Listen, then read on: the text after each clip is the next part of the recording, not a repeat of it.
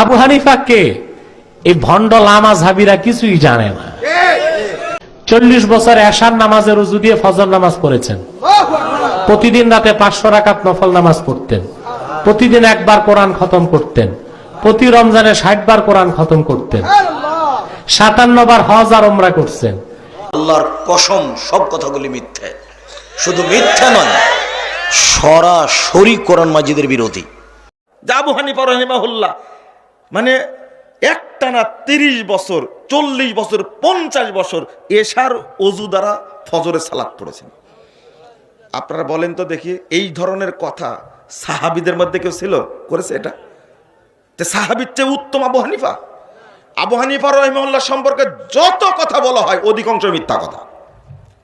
জন্য রাসূল বলছেন, আমার সবচাইতে বড় ভয় আলেমদের নিয়ে। আলেমরাই আমার দ্বীন এবং ধর্মকে বিকৃত করবে। সবার আগে কিছু আলেম ভালো থাকবে, কথাই ঠিক, কিন্তু কিছু আলেম থাকবে যারাই ধর্মকে নষ্ট করবে। যে আলেমরা কিচ্ছা কাহিনী বক্তব্য দিয়ে বেড়াবে, যা কোরআনেও নাই হাদিসেও নাই।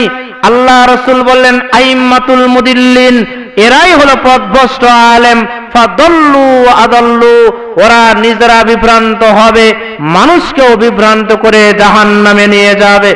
অতএব ভ্রান্ত আলেম থেকে সাবধান। যে আলেম হাদিস কোরআন বলে না, যে আলেম গাল গল্প কিচ্ছা কাহিনী বলে বক্তব্য দেয়, সে আলেমকে বর্জন করতে হবে, কথাই চূড়ান্ত।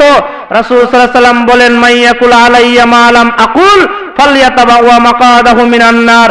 যে এমন কোন কথা বলে আমার নামে, যে কথা আমি রাসূল বলিনি, সে নিজেই যেন নিজের স্থান জাহান্নামে বানিয়ে নেয়।